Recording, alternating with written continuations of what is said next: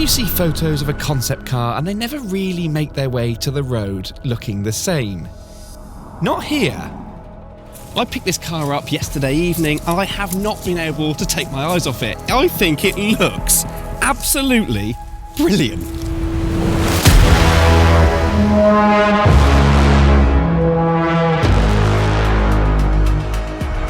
This is the Polestar 1.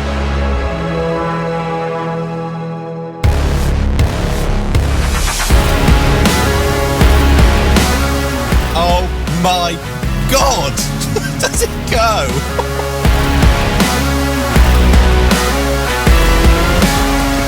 So Polestar is effectively what you get if you go out to buy a Volvo, and instead of ordering it through Amazon, you order it through Alibaba.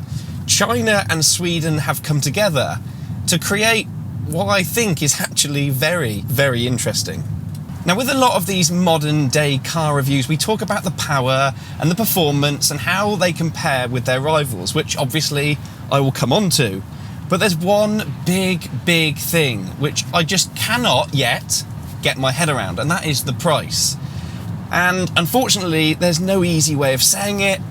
It's £139,000.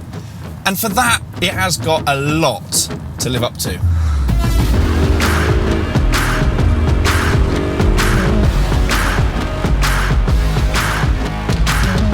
Firstly, depending on what country you're watching this from, you'll notice I'm sat on the wrong side of the car.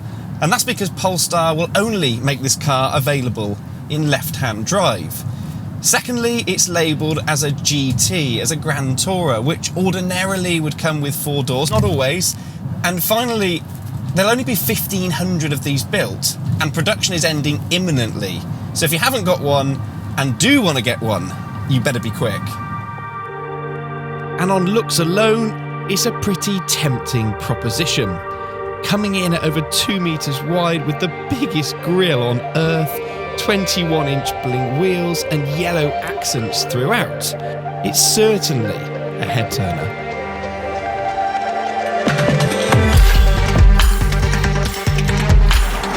Now, when you get behind the wheel in this car, you can't help be reminded that it is based and modelled on a Volvo. But that's no bad thing, because Volvo's interior styling is right up there with the best. You get this beautifully light, open and spacious cabin. This glass roof I absolutely love. It's only got a 2-litre engine and a little tiny battery, but combined produces a staggering 609 horsepower with 1,000 Newton meters of torque. And when you put your foot down, you feel it. With its plug-in hybrid technology, the car has 2 electric motors driving the rear wheels and a petrol engine driving the front wheels. When you do put your foot down, you are launched 100 yards that way, like that. But disappointingly, the sound that comes out of the engine when you do it, it's not great. And on paper, I would have expected a lot more, bearing in mind the engine is supercharged and turbocharged. If you're one of the 1,500 people who end up getting your hands on one of these Polestar 1s, you'll enjoy a lot of the same qualities that you typically get in a Volvo, but don't let that distract from what is undoubtedly a more interesting car. The cabin feels very classy, especially with this glass roof. It's very, very light and airy. The steering wheel design is exactly the same. The infotainment system is the same that you get in most Volvos. But I still cannot get my head around this price tag, and it's a hefty one. And if you've got a budget of 140 grand to go out and buy yourself a nice Grand Tourer, you've got so much choice, whether it's a Bentley Continental GT, a Mercedes-Benz AMG GTR, even a 911 GT3. And I'm just not convinced yet that this does warrant a very, very hefty price tag. It is different, I'll give you that.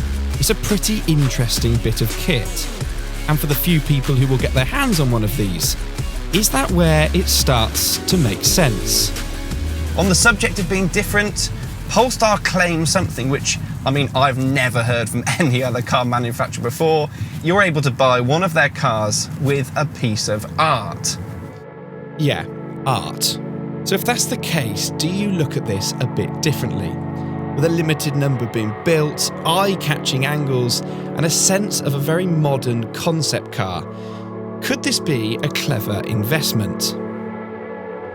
So I thought I'd arrange to meet up with a man who knows a thing or two about style. Nick, thanks for bringing this Polestar 1 around for me to have a look at. I've heard a lot about it. It's quite an impressive big machine. What do you think so far? It looks good, doesn't it? Genuinely, I think it's probably one of the best plug-in hybrids I've driven to date. A claimed range of 77 miles on the electric range only, which, do you know what, probably the best. Well, I'm a fan of the hybrid thing. So in Formula 1 cars, we have to have hybrids because that's supposed to be the future. Everybody else is jumping straight to EV. It does it both, doesn't it? Get a plug into 100 miles with electricity alone, then yeah, it's brilliant. There you go. And it drives like a GT car like you'd expect. It's big grille. What do you think of the grille? Grille's quite aggressive. It is, isn't it? And it's. Do you know what? It's modelled on a Volvo. What does it look like? A squashed S90. It's got the Volvo heritage, but wide. I mean, these cars are getting wider. How wide is this? Do you know what? Over 2 metres wide. That's wider than the Porsche Taycan that's just under 2 metres. Exactly that. And you tried driving a left-hand drive car around the lanes around here. A very wide bonnet. Now, Tiff, let me show you. As a racing man yourself, let me show you something you'll love. We don't look under bonnets and tests We anymore. are today. Have a look at this. What? Oh. Adjustable dampers. See, I thought you'd like it. Because Polestar, of course, they're like the M-Power or the AMG of Mercedes and BMW, aren't they? And you can It's adjust the your Volvo. dampers yourself. Oh, what clicks. Oh, no touchy screen stuff. Remember where you put them. Oh, they're lovely. That's a lovely touch. Ow, sorry, bonnet. Otherwise, rims, a bit bling for me. You don't like them, do you? And the low-profile tyres. When you first look at them, you expect the ride quality to be terrible. surprisingly good. I guess with the adjustable dampers for the road, much, much better than you'd expect. There's one problem with your bling rims. They're so low profile. This rim... They protrude. That's why the spokes are wider than the rim edge. So if you go through a big curb, you're not going to be You'd curbing. be shaving them straight off. And what do you think about these?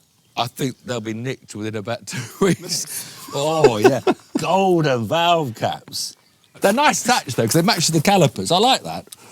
What about this? Yeah, well, do you have to have that? It's actually the press fleet car. Do you know what I think it is? Polestar trying to be different, but High with a sticker. modular CFRP body optimised cup. No. It's a bit tacky, isn't it?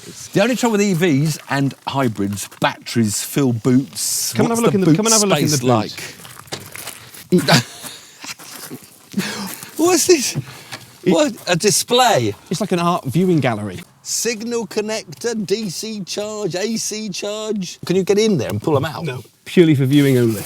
So basically there's room for a couple of overnight bags and that's about it. That is it, isn't it? It should be plenty of room in the back for extra luggage or kids and that sort of thing. Tiff, do you know what? I'm going to let you try and figure out how to get into the back of that. Okay, no problem.